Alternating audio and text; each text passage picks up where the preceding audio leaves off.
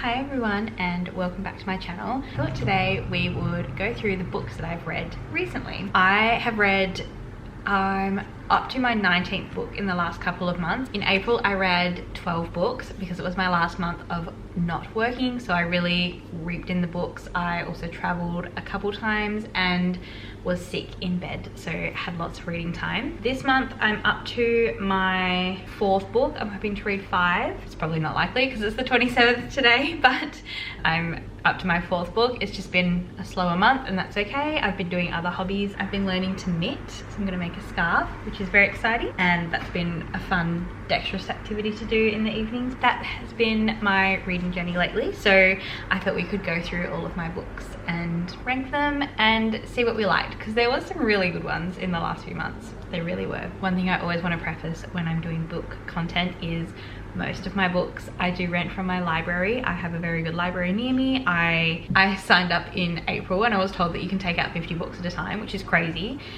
So obviously I took out 8 and everyone said I wouldn't be able to read them, but I did. I read them all. So definitely make sure you're checking out your local library and you're checking out your local library resources, like their ebooks and their audiobooks. I'm listening to some audiobooks from there now. Always check out your local library, and it's free. I should put a little cost up at the bottom. Maybe I'll do that, a little cost up of how much all of this would have cost me if I had bought them, and then how much I actually paid. The most recent book I read was The True Love Experiment by Christina Lauren. I didn't know this at the time until I googled it, but Christina Lauren is a writing duo, which is quite cool. This book follows Fizzy, who's a romance author who seems like she kind of has it all together but doesn't, as most of us don't, as well as Connor, who's described very early on as a DILF. He is a producer, he's a fun-loving dad, and he just seems like a all-around good guy. This book focuses on a more real reality dating show where they take DNA love matches and use those DNA love matches to find guys who fall within typical romance tropes that Fizzy uses in her books to find a love match for her. I think it was a really interesting read. I think this is part of a kind of a series, not like a full series, but the DNA match stuff seems to have come from a book before, which I haven't read, so I'll have to go back and read that. I thought it was really interesting. I really liked the tropes that they used to get the guys in the show. I enjoyed that aspect and how they were trying to make it as real as possible, but also explaining the background of, you know, what was actually happening versus what was on the screen. I really enjoyed the banter between Fizzy and Connor. I thought they had great banter, great little relationship building, the close proximity and elements of like breaking rules and being a bit scandalous. It was a lot of fun.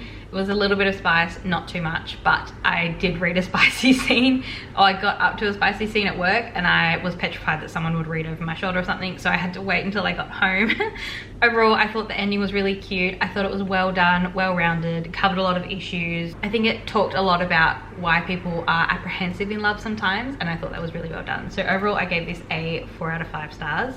I did really like it, and I think I'm gonna go and read the DNA duo or whatever the first book in this series is. Next, I read The Murder After the Night Before by Katie Brent. This is based in the UK. It is a story about Molly, who has woken up with the hangover from hell. She's just had a horrendous night and I feel really sorry for her. In this night that she now can't remember, she's had scandalous videos of her taken and posted on the internet without her consent or knowledge. She has had a fight with her best friend. She can't remember anything. She thinks she's lost a job. Everything's kind of happening. Just feels really lost and confused in life, and she wakes up, finds a body, and has to kind of work through all of this happening in her life while also trying to solve the murder of. And she kind of has to work through everything that's happening in her life while also investigating her murder. I think the story was very interesting. I think the first, most of this book was really, really, really well done. I thought there was a lot of interesting elements that came through. I thought it was typed really well. I definitely didn't predict the ending. And then I found in the last few chapters that they just kind of introduced things or closed things off. They were just introduced way too late. Like the interaction with Molly and her dad was crazy and not what was expected, but was introduced in like the last few pages. The, you know, the identity of the person who committed the crime against Posey, that was kind of not well rounded. So I didn't love the ending, but I really enjoyed the rest of the book, and I would definitely read some of Katie Brett's books again.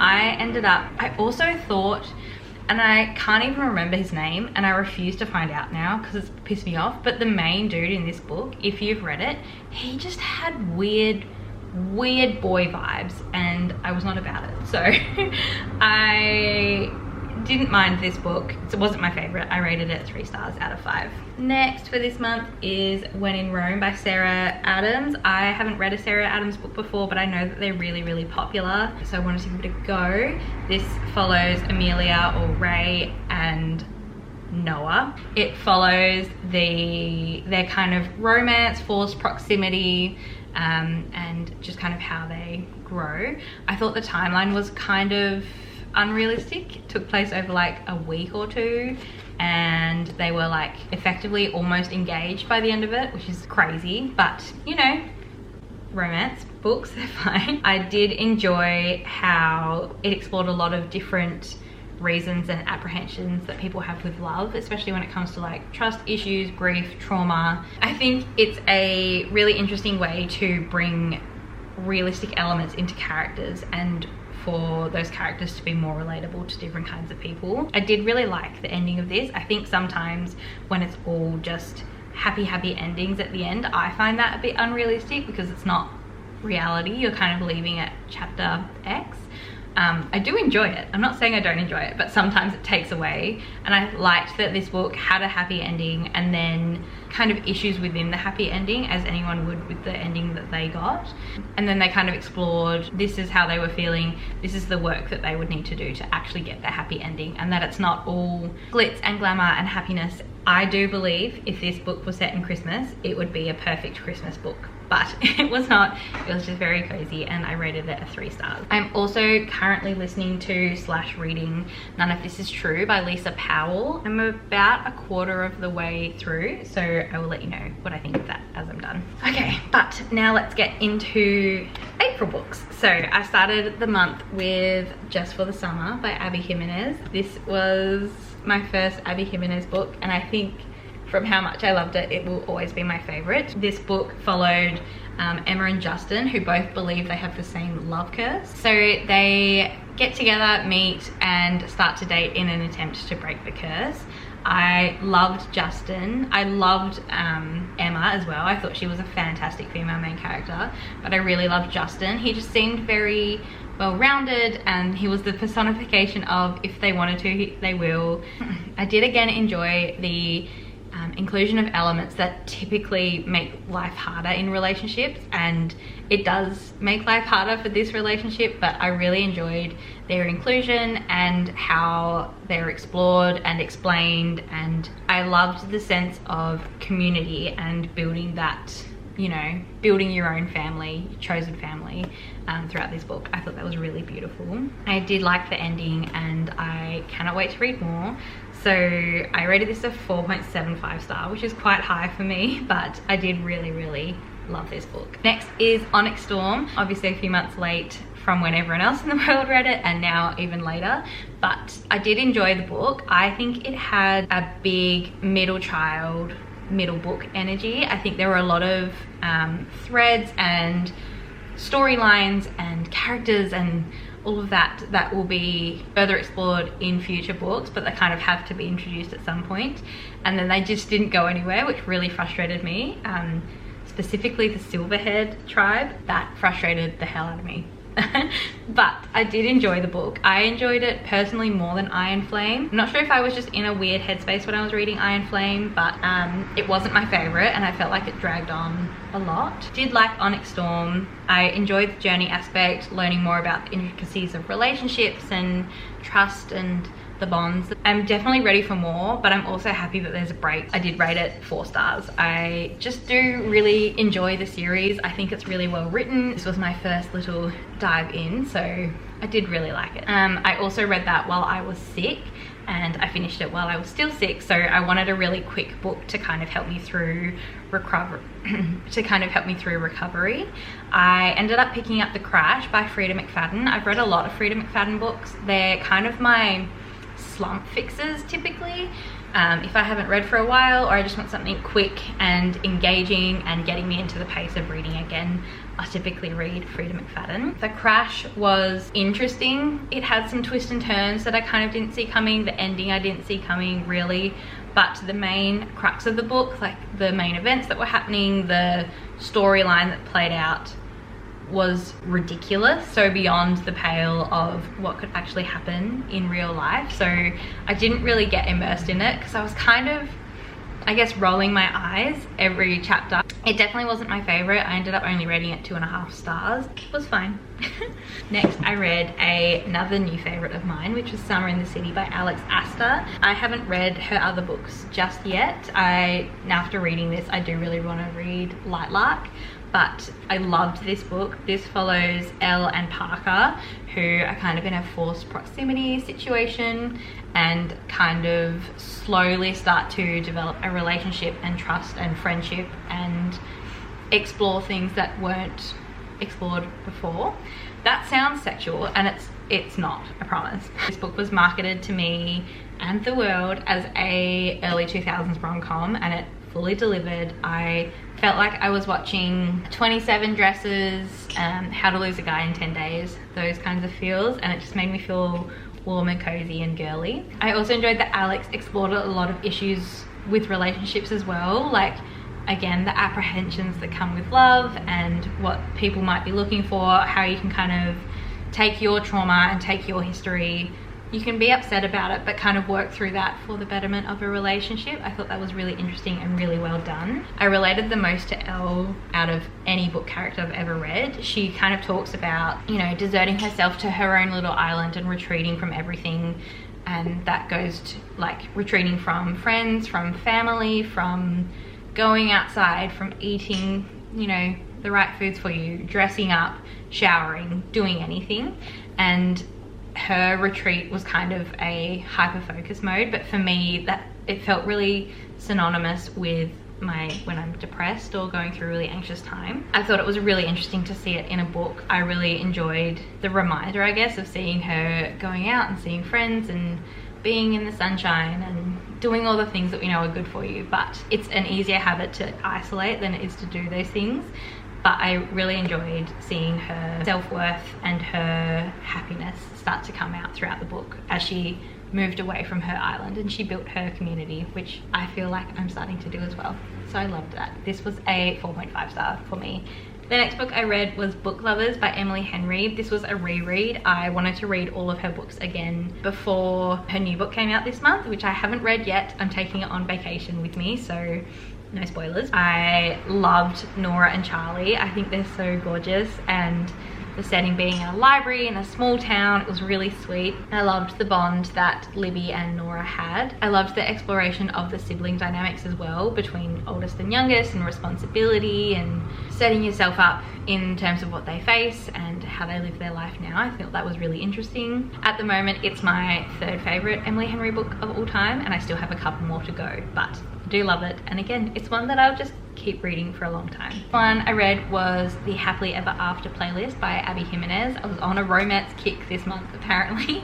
This book followed Sloane and Jason. I thought it was really interesting. I did really like the storyline between Justin and Sloane. I do have a soft spot for singer-based romances. I grew up reading fan fiction, which is embarrassing but the truth. I did just find that this ending was like completely unrealistic, and I think I just got really frustrated because I was reading at 1 AM and I was excited to finish the book and see how everything rounded out, but I was just reading it in bed with my husband. I was just like, seriously, like this wouldn't happen in real life. But overall the story was cute and I liked it. I rated it a 3.5 stars. Another Emily Henry book was People We Meet on Vacation. Love this book. I think Poppy and Alex are adorable, and I really enjoyed that the book kind of goes between times. It goes between current and past, so you can see what's happening today and how the past has grown to the point where today is happening, if that makes sense. I related a lot to Poppy kind of being a similar age to her and being in a space where you feel like you should be doing X, but you kind of want to do Y, but you also don't really know what you want to do overall, and you're just trying on life as it comes. I found that really relatable. And overall, I just really enjoyed it. I do love Emily Henry books, and I always will, and this was a 4 out of 5 stars. Next, I took a break from romance and I read The Night We Lost Him by Laura Dave. I had read The Last Thing He Told Me last year, and I watched the show and I really enjoyed it. I thought this was decent. It definitely wasn't my favorite investigative one. I thought it was interesting, the idea of learning about someone's past, and I really enjoyed how Laura Dave breadcrumbed throughout the book. I liked how it kind of, everything got uncovered and the ending was pretty wrapped up, but overall it was okay. It wasn't super memorable to me, which to me means it wasn't my favorite. I ended up rating it a 3 star. Next was Regretting You by Colleen Hoover. I'd seen this all over the internet, all over, you know, TikTok and Instagram, because I think they just announced the cast of the live action. I enjoyed the perspective shifts between the mum and the daughter. I thought that was really interesting. If you've read this book, you'll know, but I won't spoil it. But the accident and the plot twist with the accident that happened in the very initial start of the book was wild. I couldn't believe that that was reality. Those people are slightly broken, but anyway, I did think that the exploration of like what happened after the accident and kind of how they sorted through their life and found what was working for them and found their new way was really interesting. I thought it was an interesting think piece into how two people can do what they believe is right for the other person, but in the end it kind of just makes everything worse and worse, and it just goes to show that honesty is the best policy. Overall, I rated it a 3 stars. My third Abby Jimenez book of the month, but my third one was Life's Too Short. It follows Vanessa and Adrian, who kind of find themselves as their lives are being turned inside out. I think Abby Jimenez wrote about the realities of the two characters' lives and their hardships really well. Both characters were really honest and open about most of what was happening in their life, and craziness, the pandemonium, the stress and the pressure that they were under, but it didn't make it their whole character. She was a great vessel to demonstrate like life can be shit, but it can also be fun and beautiful, and you can find the beauty in the mess. I thought that was a really sweet thread to flow throughout the book. I really loved Vanessa's zest and her drive. She was such a fun character to read, and I loved her chapters. Adrian's slow like de-thawing and warming to life outside of what he knew was gorgeous. I ended up rating this 3.75 stars. These two just needed to sit down and talk to one another, or like just say more words and everything would have been fine, but they were so frustratingly bad at communication that I just got annoyed and I was like yelling at the book, but I think that means it was a good book. And then we've come to my last book. Finally, I decided to finish on a suspense crimey book because I've had a lot of romance this month, and I read We Solve Murders by Richard Osman. I had heard so much about Thursday Murder Club. I actually have it, but I need to read it, so I thought I would give this author a try. I really enjoyed the relationship between Steve and Andy and all of the other characters in the book. I thought it was super interesting. Really do enjoy the change of character every chapter, and it kind of wasn't breadcrumbed you the whole way through as a good murder mystery does, and I really enjoyed it. I didn't want to put it down towards the end, so oh hello, there's a puppy coming. In the end, I really liked this book and I'm really excited to read more by this author. Ended up rating this book 3.25 out of 5 stars. So yes, that is all of the books that I've read in the last few months. It was quite a lot. I do not anticipate reading this many as I keep moving through life, but I love reading and I'm so happy to share it with you and keep building my little library and getting to live so many beautiful lives in this life. If you enjoyed this book or you like book content overall, please let me know. Please like and subscribe and comment down below. Let me know what your favorite book of the month was. And yeah, I hope to keep making these as we keep going. I hope you all have a lovely day and I'll see you in my next video. Love you lots.